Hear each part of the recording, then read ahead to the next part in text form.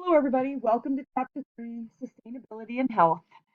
If ever there were going to be a controversial chapter, this will be it.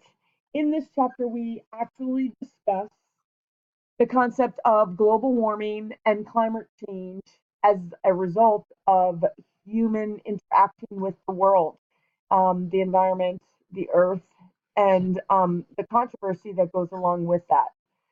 I ask that we keep an open mind and learn and grow together regarding the concepts and see what we can learn. The textbook talks about how we're now living in an era that is referred to as the Anthropocene. The Anthropocene is a time frame in which has been identified as how the human influence has altered many of the Earth processes. What's going on and what's happening based into the climate, into photosynthesis, and how it's affecting the food chains, as we learned in the last chapter, land cover, river flows, ocean food webs, and then, of course, the materials such as nitrogen and phosphorus, and how that's cycling through the process, and the likelihood of species extinction and how we have really sort of put a strain on the atmosphere. During this time, and what has happened was we had a thing time frame which was called the Great Acceleration. It began after World War II and is continuing today. We're looking at how people are sort of using and consuming goods and the carbon dioxide impact we're having on the atmosphere. So before the pre-industrial uh, time frames, there was smaller, less, of course, um, carbon dioxide put into the world. But now, because of the population, industrialization, fossil fuel extraction, agricultural activity, we are finding that the actual carbon dioxide levels are going up, not mathematically additionally, but multiplicatively.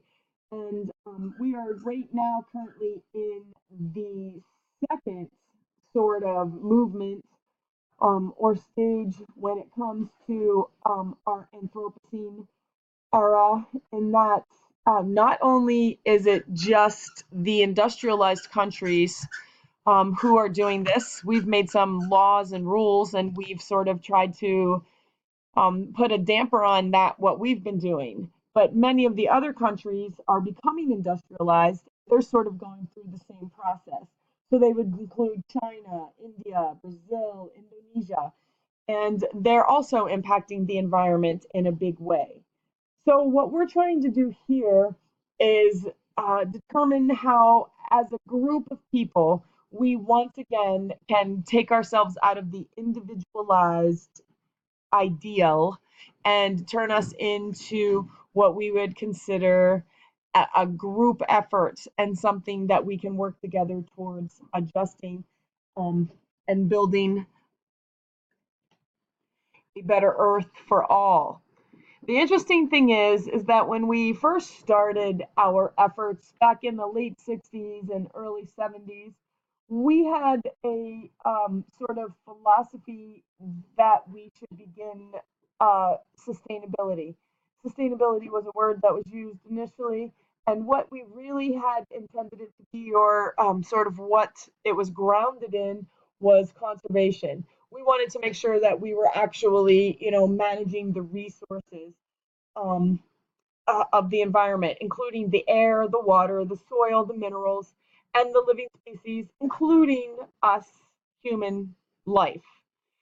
From that standpoint, we started to take a look at this, and in 1970, the International Union for Conservation of Nature stated that we needed to do something, and most of the countries bought in. Then we got to 1972, and we had the United Nations Conference on the Human Environment in Stockholm. And here is when we started to really take a good hard look at the economic and social development was having on the actual world, and how as these were increasing, so was the damage to the Earth's ecosystems. So we decided that we were going to sit back and start to plan some sort of intervention or some way in which that we could protect future generations. So in 1980, the IUCN released a paper that they were calling the World Conservation Strategy, and it challenged all human society to seriously take a good hard look at the riches of nature and understand that our resources were limited and that we had a role to make sure that we didn't utilize them um, to their fullest extent, and yet and what we needed to do was develop alternatives. And so that was the ultimate goal at that point in time. As world leaders and policy developers sat together and determined some goals, we started to take a look at some things in order to determine. We had a commission that was developed out of this, and it was called the World Commission on Environment and Development from 1987.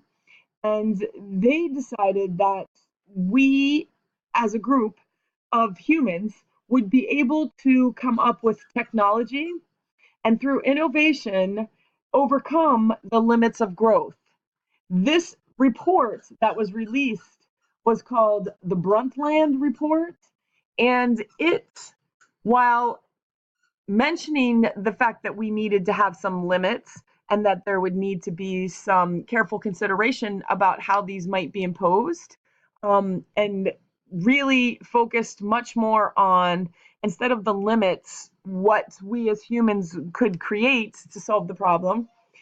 It stayed away from the limiting factors and tried to get people to think about how we can solve these growth issues without setting limits or standards.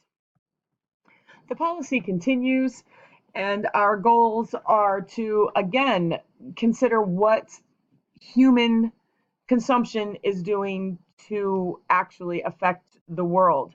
And so in 2014, a group of people got together and at the University of Auckland and decided that they would come up with a plan.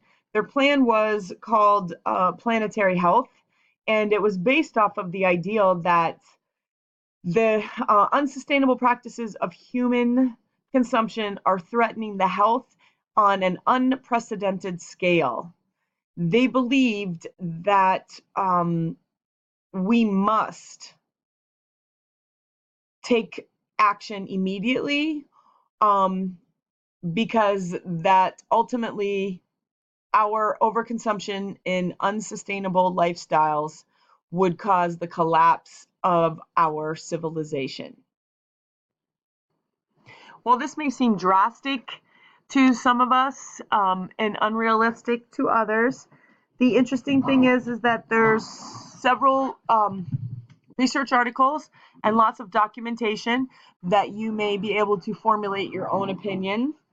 I am hoping that you read through this and you consider the data carefully to determine what you may believe to be true, and then start to consider what you're thinking about how human life, our utilizing the resources of the earth, and what's going on and what's happening. This chapter goes on to talk about the human societal collapse and what's happening, and sort of kind of systems thinking and early action. What is it that we need? What is it that we need to do? There's an author, a biologist by the name of Jared Diamond. He wrote a book called Collapse in 2000. I've included his TED Talk on our page for you to take a look at and see what you might consider. One of the things that we've talked about along the way, and our textbook gives us a lot of in-depth information into, is what's going on and what's happening, and how we can sort of do some systems thinking as your textbook utilizes, and we can figure out a way to address the problem, which they're referring to as the wicked problem. How can we respond to the wicked problem? So we're looking forward, and there's some health initiatives out there. Again, one of the biggest things we sort of developed, and our hopes and dreams were, as a group of people, that we would come up with a policy statement that included all policy that was included in all policies. It was called Health in All Policies. I apologize for my dog. He's a puppy, so he's played out now. Took a little break. So again, the health policy that we were trying to include was going to be a health in all policies. The idea that any other type of public policy that we were developing, we would include some sort of health initiative in it to ensure that people were looking at it from all angles. So then we defined and got a new definition of sustainability, and that's called neo-sustainability. And I'd like for you to take a look at that because it's some significant pages, and it starts to talk about what is it that we're going to do and how might we get there. Some real metrics about sustainability and reality of gross national product, and how we might change the way that we do things. And again, use our technology, intellect, and innovation in order to become a better people on that global market. So I hope that gets you through the chapter. Again, if you have any questions or challenges, please come and see me. Give me an email or give me a call. Thanks. Have a great day.